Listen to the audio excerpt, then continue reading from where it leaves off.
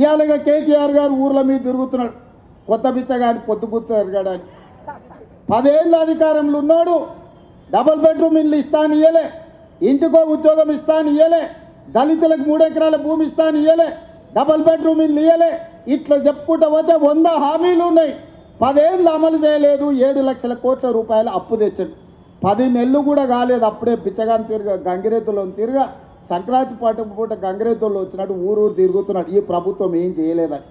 ఈ ప్రభుత్వం 5 ఏళ్ల కోసం ఎన్నికైంది. మొదటి సంవత్సరంలోనే 55,000 ప్రభుత్వ ఉద్యోగాలు ఈ ప్రభుత్వం ఇచ్చింది. మొదటి సంవత్సరంలోనే 25,50,000 మంది రైతులకు 21,000 కోట్ల రూపాయల రైతు రుణమాఫీ చేసింది.